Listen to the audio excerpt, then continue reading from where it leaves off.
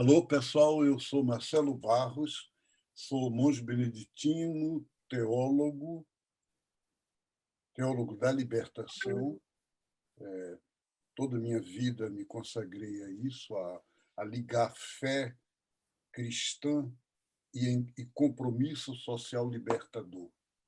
Sou biblista, então estudo praticamente mais profundamente a questão bíblica para isso, para uma leitura libertadora da Bíblia, ecumênica, aberta a todas as igrejas, religiões, culturas, e assessoro há muitos anos, desde juventude, as comunidades eclesiais de base no Brasil e alguns outros países, e também os movimentos sociais, atualmente especificamente o MST, Movimento de Trabalhadores Cristãos. Uma grande alegria estar aqui com vocês e com a minha querida irmã e amiga Moema Visser. Moema. Eu também começo dizendo que é uma grande alegria poder estar partilhando essa entrevista com o meu irmão e amigo Marcelo Barros. Eu sou brasileira, né? Moro aqui no oeste do Paraná e sou educadora popular, né? Socióloga. Minha vida inteira foi mais como educadora popular e ligada aos movimentos, principalmente ao movimento de mulheres e depois ao movimento ambientalista, né? E ultimamente estou até bastante engajada, né, na questão da causa indígena, né? E faço o que eu posso através tanto de publicação como de outras possibilidades nesse tempo de pandemia, em que a gente tem podido se comunicar bastante através desses novos meios de comunicação.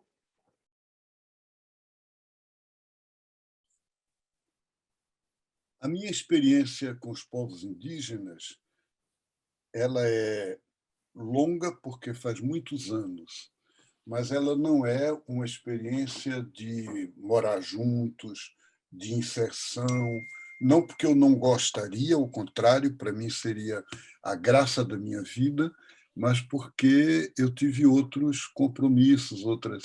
Então, eu fui morar em 1977 como monge beneditino para fazer uma pequena comunidade inserida junto aos lavradores e às pessoas de periferia da cidade, na cidade de Goiás, antiga capital do estado, que todo mundo chama de Goiás Velho, mas o nome da cidade é Goiás mesmo. E lá, com o bispo Dom Tomás Balduino, ele era o presidente do CIMI, Conselho Indigenista Missionário, o organismo da Igreja Católica que acompanha, que se solidariza, que se insere nas lutas indígenas, sem ter aquela forma que tinha antigamente a missão de querer catolicizar os índios, querer tornar os índios religiosos, católicos. Não.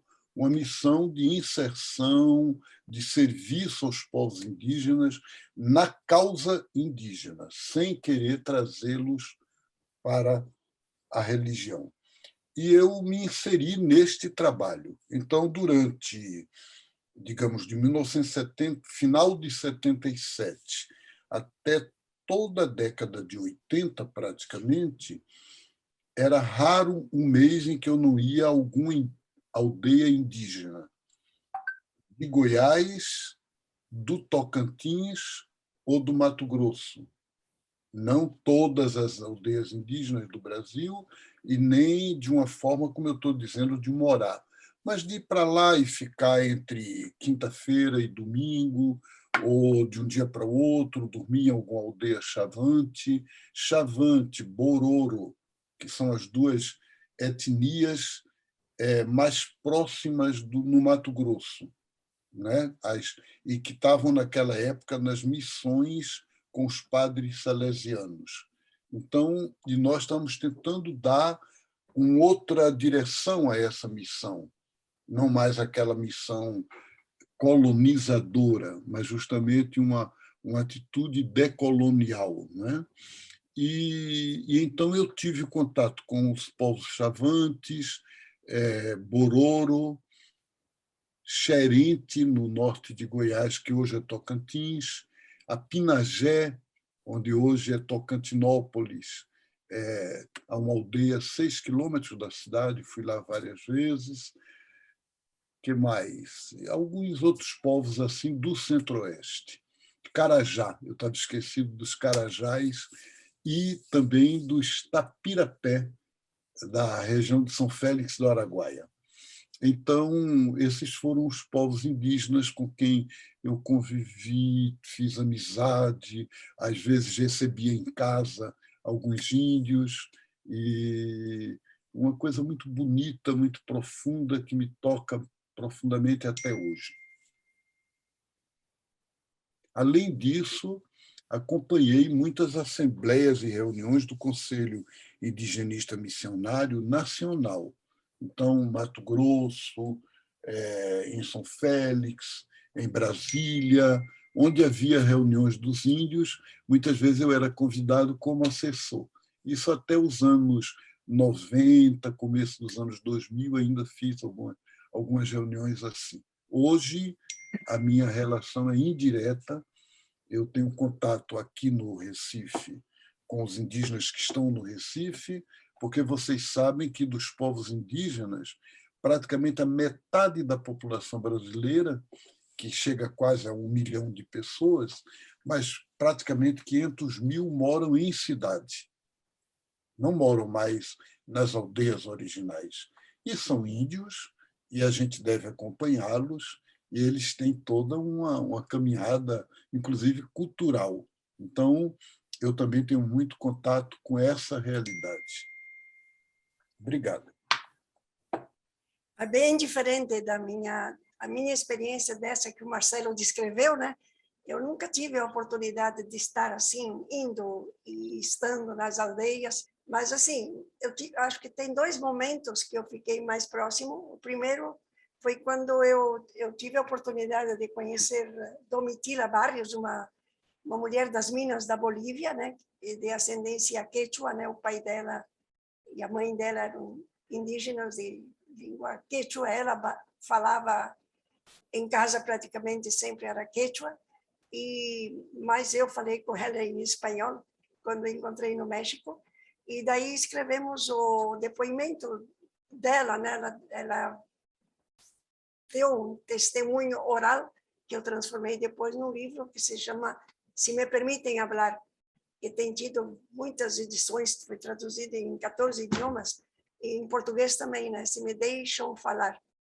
E o que mais me alegra é assim, o livro teve uma espécie de missão, né, de se transformar num meio de comunicação popular em vários países, e a gente sempre tinha o sonho de que ele fosse publicado na Bolívia. E isso tem acontecido só depois que os índios chegaram, né, a governar a Bolívia. Inclusive, anteontem, né, teve uma adaptação do livro em comic, né, depois que foi feita a publicação pela vice-presidência da República. Então, estou muito contente de ver, né, que agora ele tem o espaço, né, e é parte da memória desse povo, né. E, ultimamente, é que também me envolvi bastante a partir de um trabalho de pesquisa que eu fiz junto com Marcelo Grondin, meu esposo, né, e que é sobre a Via Yala, né, o genocídio, resistência e sobrevivência dos povos originários das Américas, né, da América do Sul, da América do Norte, da América Central. E agora a gente está assim procurando, né, que esse livro se transforme realmente num pequeno, mas um instrumento também de apoio à causa indígena, né, aqui e nos outros lugares também.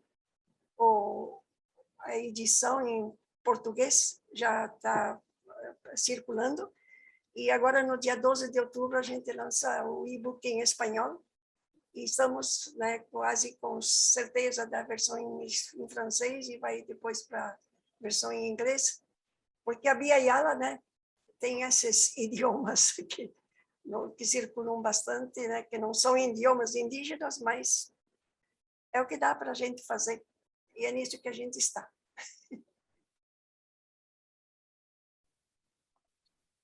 Sem dúvida nenhuma, não houve descoberta ou descobrimento, nem só na América, como em nenhum lugar do mundo, nem na África, nem na Austrália. Ao contrário, há um encobrimento criminoso dos povos, das etnias, das culturas que habitam ou habitavam essas regiões e que, de repente, foram invadidas. Então, o que houve, e a Moema mostra isso muito bem no livro sobre a Abya Yala, o genocídio dos povos nas Américas, houve o maior genocídio do mundo, houve um saque profundo, houve uma destruição sistemática e um ecocídio, quer dizer, a destruição da terra, destruição das culturas, destruição das pessoas. É uma coisa terrível saber que, mesmo pelas estatísticas mais leves e favoráveis, 50 anos depois que Cristóvão Colombo e as caravelas chegaram onde hoje é o Caribe, 50% da população originária daquela região tinha sido destruída, tinha sido dizimada, tinha sido morta. 50 anos depois, os índios estavam reduzidos a 50% na região do Caribe. No México isso não foi diferente e tem sido mais ou menos a lei geral em todas as Américas. Então é preciso, há uma dívida histórica muito profunda, uma dívida não só simbólica, não só cultural, mas realmente assim de um crime cometido, um genocídio, e que não dá para apagar nem dá para esquecer, não. A gente tem que tirar as consequências disso atuais, não apenas no passado, mas de hoje. E elas são muito sérias e profundas. É que se tivesse sido um descobrimento, né? Se Colombo e Pedro Álvares Cabral tivessem vindo realmente nisso que a gente hoje imagina que é possível, numa aproximação com outras regiões, com outras nacionalidades, com outros povos, né? Teria sido, sim, sabe, um momento de começar um diálogo, né? Nossa, diferentes, né? Mas saber que tipo de seres humanos, o que eles são, de onde vêm, por que estão aqui, como estão aqui, e entender como é que era o jeito deles de ser, de se alimentar, de se vestir, de se expressar, inclusive na questão religiosa, né? Não teve nada disso, né? Poderia ter sido uma descoberta, realmente, né? E não foi. E além disso que o Marcelo falou, né?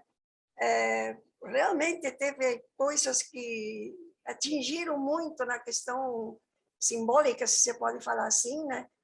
Quantos povos habitavam esse território que hoje é o continente, né? De norte a sul, não se sabe quantos milhares de povos eram. De um dia para outro, todos foram reduzidos à categoria de índios, inclusive por um erro, né? De imaginar que tinham chegado na Índia, nas Índias, né? A mesma coisa, né? De todas essas nações que existiam, né? E de repente o território todo vira América. Agora, né, com tudo isso que se está tratando de fazer através desse esforço de descolonização, né, da decolonialidade, é um esforço grande, como o Marcelo também comentou, né, de reparar historicamente. Nós temos que assumir isso como uma questão pelo fato de que estamos vivendo agora aqui e a gente está podendo desvendar o que de fato aconteceu historicamente, tomar uma posição. Não se pode não tomar uma posição, né? Eu vejo assim. A perspectiva colonialista chama de raças a dos outros, nunca chama a sua. Então, as raças são as raças indígenas, são as raças negras, são as raças afrodescendentes. A nossa não é raça. A nossa é a humanidade que seria normal. E essa perspectiva colonialista, cruel, pouco amorosa, ela é responsável por um racismo estrutural. Esse racismo estrutural é o motor da história de todas as três Américas. E aqui no Brasil ela é fortíssima, ela é violenta. Eu estive em Santo Domingos em 1992 por ocasião da celebração do 12 de outubro, quando iam fazer a comemoração dos 500 anos. Os governos de Espanha e da América Latina chamavam Encontro dos Dois Mundos.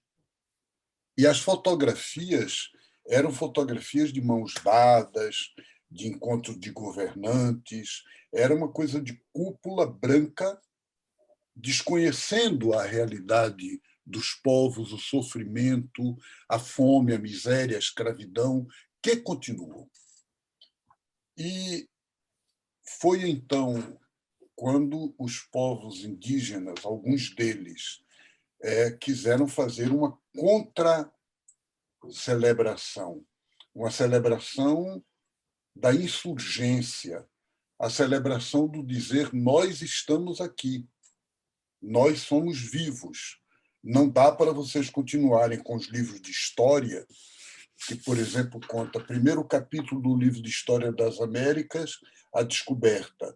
Segundo capítulo, os povos pré-colombianos. Nós não somos só pré-colombianos, nós somos atuais, nós somos aqui e agora. Nós não somos, antigamente os índios viviam assim. Não, nós estamos vivendo. E aí houve muitas organizações, e eu participei de várias, por exemplo, a Assembleia, a PD, Assembleia do Povo de Deus, que ainda é uma atribuição ou uma denominação cristã, Povo de Deus, mas que queriam falar dos povos originários. Houve, a partir daí, o que se chamou o Grito dos Excluídos, continental. Então, todo o continente latino-americano e caribenho, mas mais na América Latina, 12 de outubro é a reunião do povo ir para a rua e mostrar, revelar a situação de exclusão. Isso foi se organizando pouco a pouco, pouco a pouco. A partir de 1995, começou no Brasil, e no Brasil se tornou mais no dia 7 de setembro, porque 12 de outubro aqui no Brasil o pessoal nem sabe direito o que é mais o dia da criança do que outra coisa. E há o feriado católico de Nossa Senhora Aparecida, que é colonialista, porque o Papa veio para fazer a dedicação da igreja, da Catedral de Aparecida, e o último presidente da ditadura militar brasileira, em honra ao Papa, tornou o 12 de outubro feriado, por causa de Nossa Senhora Aparecida. Eu sou totalmente contrário, acho que é um feriado que não respeita os não católicos, que são muitos e merecem ser respeitados, e dá essa confusão de por que 12 de outubro é feriado no Brasil. Então, mas o Grito dos Excluídos é 7 de setembro, no Brasil. Nos outros países, todos é 12 de outubro. E acho que o Grito dos Excluídos é um grito de profecia, em que os povos indígenas e as populações crioulas dizem com muita clareza, com muita força, nós estamos aqui e estamos gritando pela vida, vida em primeiro lugar. Esse é o grito. Moema. Só tenho que concordar, né? E eu penso assim que a gente hoje está vendo cada vez mais, né, esse jeito de pensar é uma continuação daquilo que o Henrique Dussel, né, fala bastante, desse mito da modernidade, né, mas que foi tão calcado sobre essa questão do poder, né, do poder do branco sobre o negro, do homem sobre a mulher, do adulto sobre a criança, do povo, dos povos europeus sobre qualquer outro que encontrassem. E tudo ainda está marcado no nosso jeito de ser, né? E é uma coisa que hoje, né, dentro desse espírito da decolonialidade, é uma coisa que está sendo realmente colocada em xeque, né? A gente sabe, né, que o patriarcado é anterior ao capitalismo, né? E isso também foi escondido. Agora, o que acontece é que com o colonialismo, a opressão das mulheres por toda parte foi maior, e isso elas dizem bastante também, né? Mas as mulheres indígenas estão realmente numa grande revolução interna e externa, né?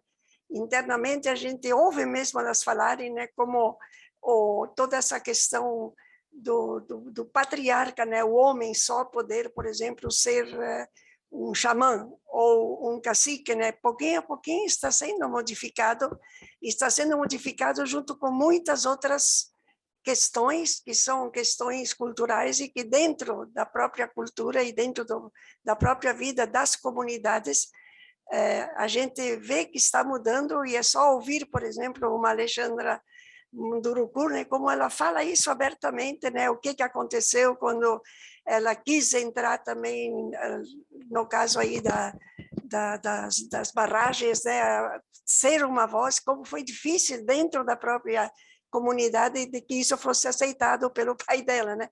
Então, essa é uma questão que a gente sabe, a humanidade vai evoluindo, e as comunidades estão evoluindo bastante, né?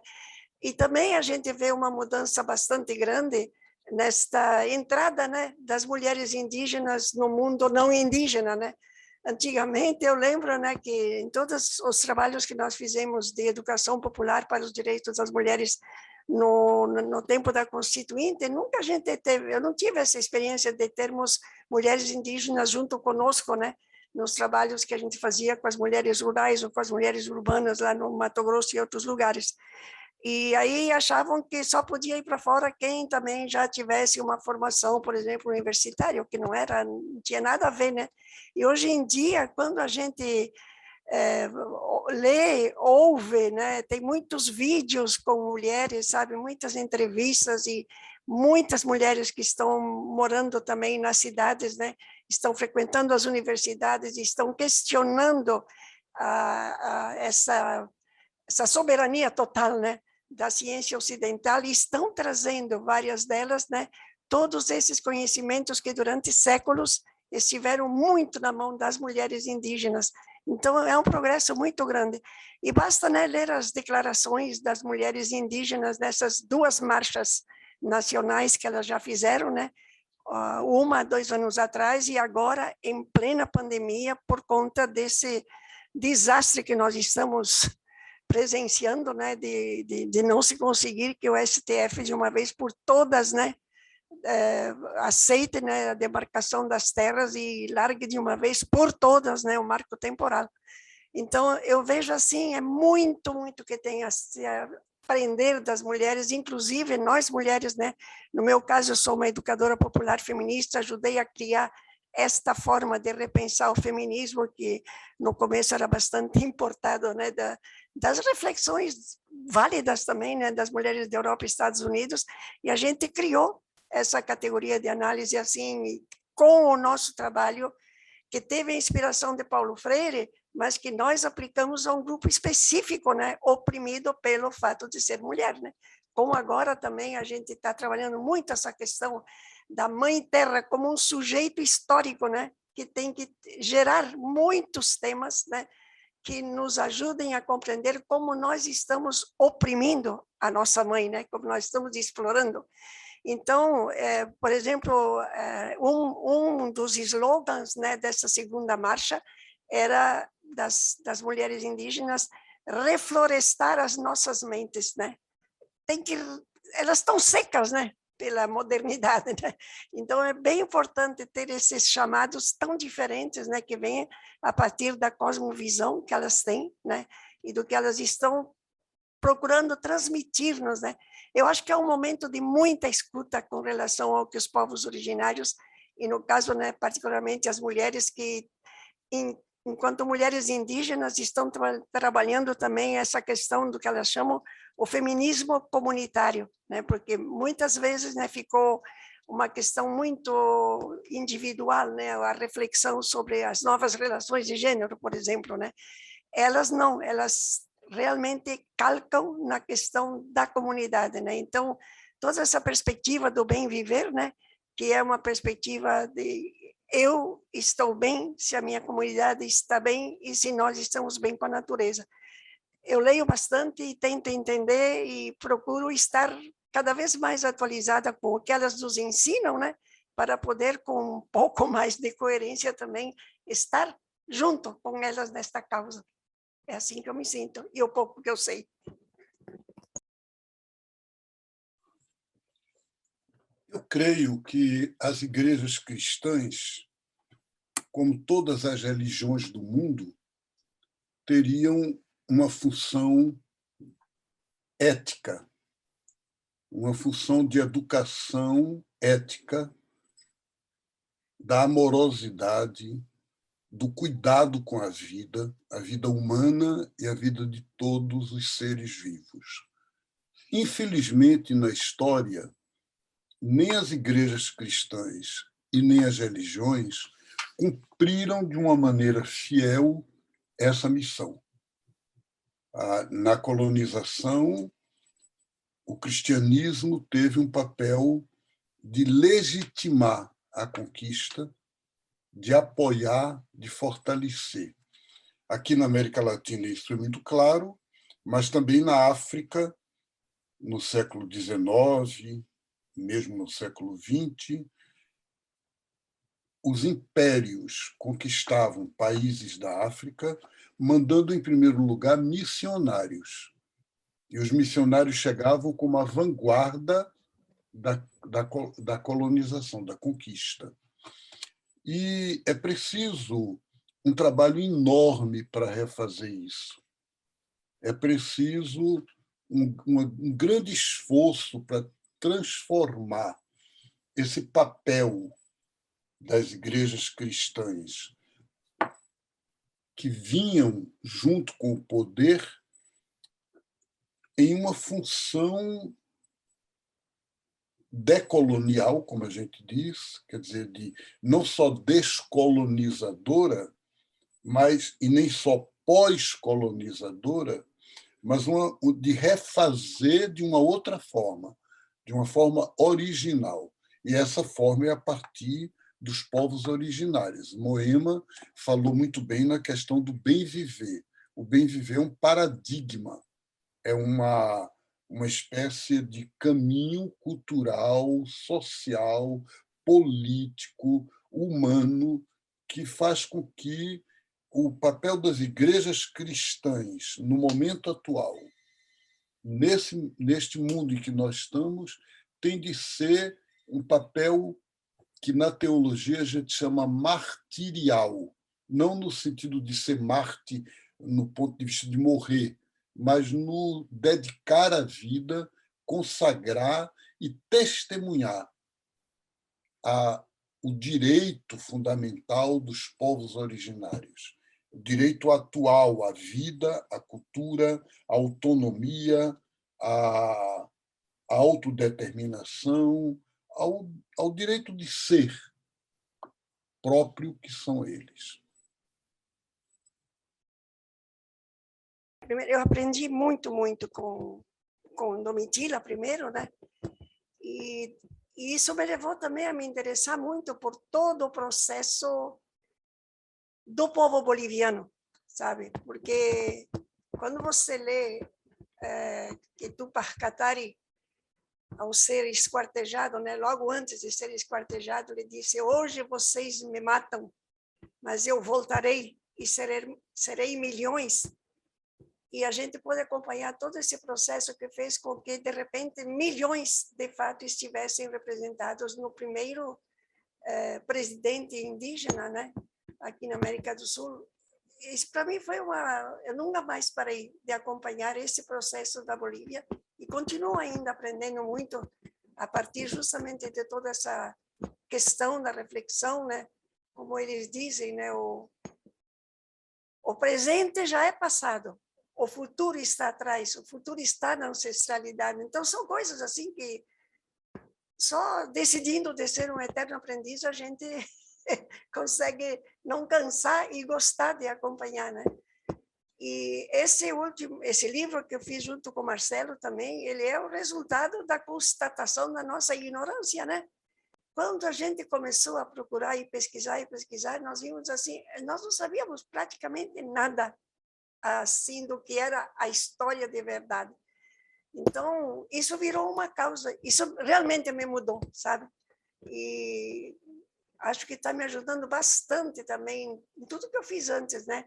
Dentro principalmente do movimento de mulheres e dentro do movimento de educação socioambiental, me ajudou a retomar muita coisa e acho que tenho muito ainda que aprender. E é muito gratificante, sabe, de continuar aprendendo e aprendendo tanta coisa que, ou por conta das circunstâncias da vida, não tive a oportunidade de aprender antes.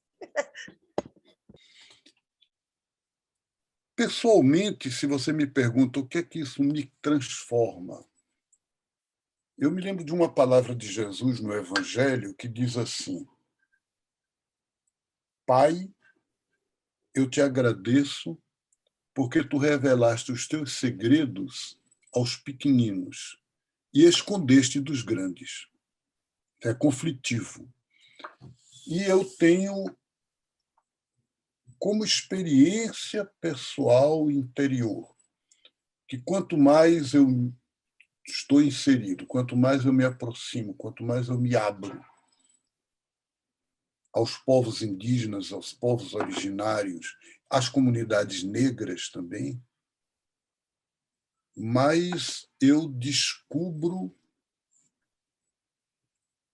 essa dimensão que eu acredito ser o Espírito de Deus em nós, não como alguém fora, não como um Deus alheio à realidade, uma dimensão do universo e uma dimensão em nós como pessoas. E os índios me revelam isso permanentemente. E isso me transforma, me renova. E, por exemplo, ultimamente, nos últimos anos, eu sou de uma época em que eu ia a aldeias indígenas, como eu contei aqui a você, nos anos final dos anos 70, começo dos anos 80, e a impressão que dava era de caminho para a morte. O número de índios estava diminuindo. Eu me lembro de uma aldeia em que todo mundo dizia isso vai acabar dentro de poucos anos. E eu voltei nos anos 90 e aquilo tinha se multiplicado por 3 ou por 4. A população, o aprendizado da língua, a insistência na cultura. Eu sou do Nordeste, em que se dizia o Nordeste não tem mais índio, só tem caboclos, não são mais índios. Hoje é uma população enorme. Há muitos povos indígenas em estados que se consideravam como extintos. Os povos indígenas retornaram à sua cultura, a viver juntos e à sua luta. E hoje são povos vivos e fortes. Então, para mim, isso é uma mensagem de renovação, de ressurreição, de acreditar na vida e de apostar que o povo todo pode vencer.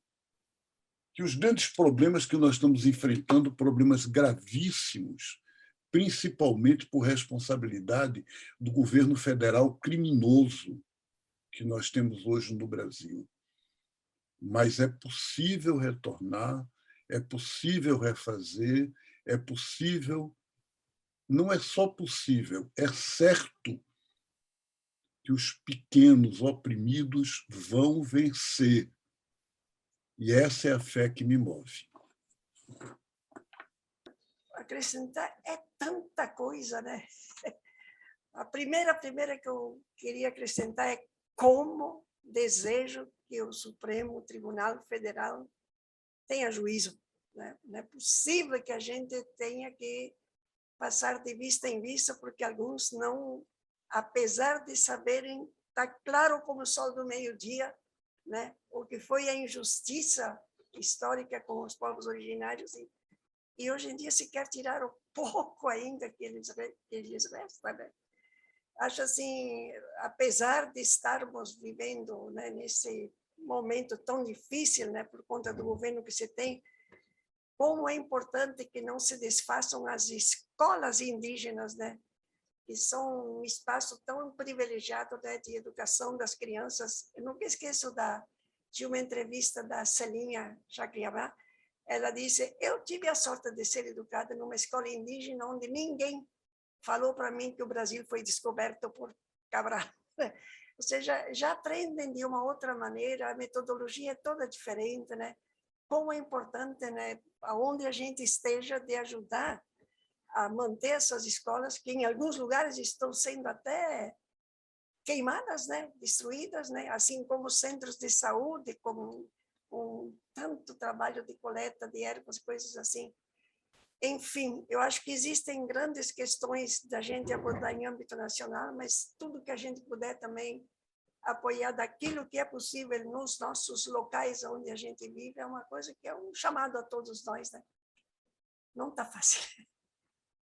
Eu sempre lembro essa frase que o Boff gosta, Leonardo Boff gosta de repetir, né? A cabeça pensa onde os pés pisam, né? Então, não dá para ficar só nos livros e conseguir fazer textos bonitos, né? Tem que ter uma outra forma de entender o que é esse outro tipo de aprendizagem dialógica, né? Então, é muita coisa, né? Muita coisa que daria para estar trabalhando. E acho que essa outra coisa que o Marcelo já abordou tão bem, né? É realmente a gente se abrir para entender o que significa esta ligação com o ser superior, né? Com o grande espírito que os indígenas têm, e que nós estamos tão longe de tudo isso pela nossa civilização. Meu desejo é esse que você está dizendo, que o Supremo Tribunal Federal seja Supremo Tribunal Federal de justiça e não de uma injustiça consagrada e confirmada em tantos séculos e que continua hoje. Penso que a alegria de ver as escolas indígenas resistindo, escolas bilíngues, saber que em São Gabriel da Cachoeira a língua ticuna é oficial do município. É uma língua oficial do município. O município é bilíngue. E que nós caminhamos nessa direção de que os povos originários sejam originários e sejam considerados prioritários, participantes, protagonistas da sua história e, por que não dizer, bibliotecas vivas, fonte de sabedoria para toda a humanidade. A humanidade está numa enrascada, está numa encruzilhada, no plano ecológico, no plano social, no plano econômico, no plano político. O bem viver indígena, a sabedoria desses povos podem nos ajudar a salvar a vida nossa e a vida do planeta. Então, é nisso que nós temos confiança e é nisso que nós apostamos. Muito obrigado. Obrigada pela partilha, Marcelo.